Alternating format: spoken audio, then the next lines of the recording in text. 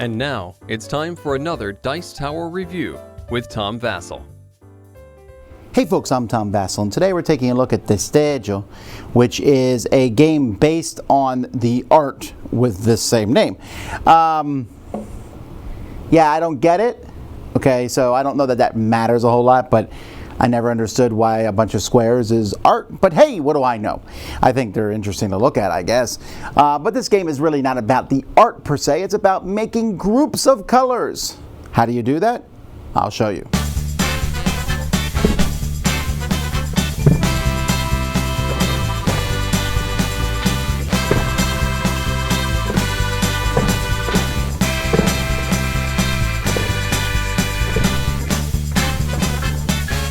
At the beginning of the game, each player is going to be given a color. That player is going to be, choose a color, red, white, black, blue, or yellow. You'll get a rules reference sheet that matches your color. It also tells you how scoring works. And you're going to have one card here in the middle that starts the painting, and then you're going to have one more card than the number of players. So just for purposes of this, I'm going to show a 3-player game. So one player is given the first player card. They're going to go first, and on their turn they're going to pick any card here and they're going to add it to the painting. You have to cover up squares of the painting, 2, 3, or 4. So this is not legal. This is not legal because that covers up 6. But they could do this, for example. And then someone else will pick another card from the painting, and maybe that person will do this here. And then the next person will pick one, and maybe they'll cover up this like this.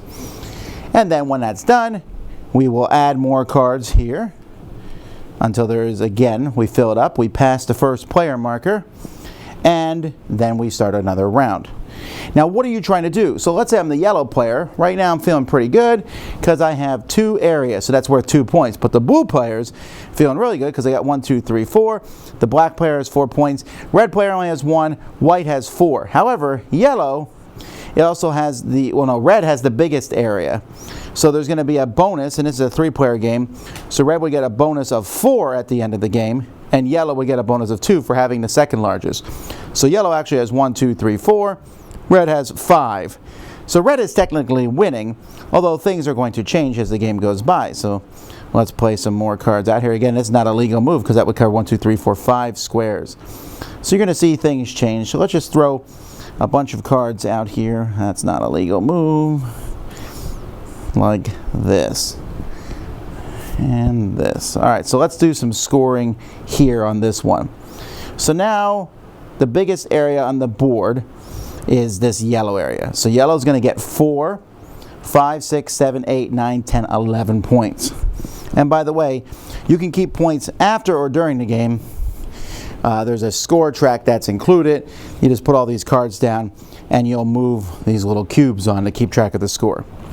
So black, with the second largest area, looks like it's red. No, red and blue are tied there. So in a tie, all the players are going to get the bonus. So red gets 1, 2, 3, 4, 5, 6, 7, 8, 9. Blue gets 1, 2, 3, 4, 5, 6, 7, 8, 9. Wait a minute. No, blue has, no, never mind. Red doesn't get it. Red only gets 7. Blue is a little bit bigger than red. White gets 1, 2, 3, 4, 5, 6, 7, 8, 9, 10, 11. Black gets 1, 2, 3, 4, 5, 6, 7, 8. And so it looks like white is the winner, even though white doesn't have the biggest area.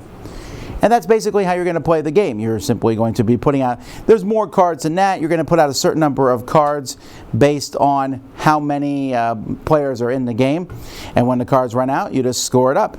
That's how you play. The cards for the game are really good quality. They're linen finish cards. They not only have the colors split up, but you can see the nice lines between them.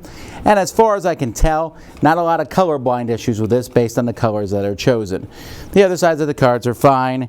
There's nice scorecards. This scoring track is, well, I know they want to fit it in the box, right? So that's why it's different cards. But I could leave the scoring track, that's fine. But I mean, the game is really just around these cards anyway.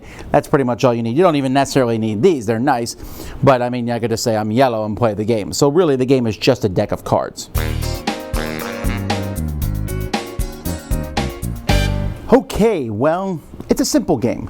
You're just going to place cards down. You're trying to make other people's groups larger and connect them together. You're trying to split your groups up, which is kind of a different vibe than many of these games have. Many of these games, you are trying to make your groups bigger. And obviously you want one big group, but I have not found that that bonus matters as much as having a whole pile. If the game is close, the bonus will matter more. The game is random is a strong word for it. It's not random. You're going to just place cards down. It's what I would call an easy-going game because you just take a card and put it down and you're crossing up other people. The more players the game has, the more it devolves into, we'll just see what happens. Because people can mess you up and add you together and there's really nothing you can do to stop them.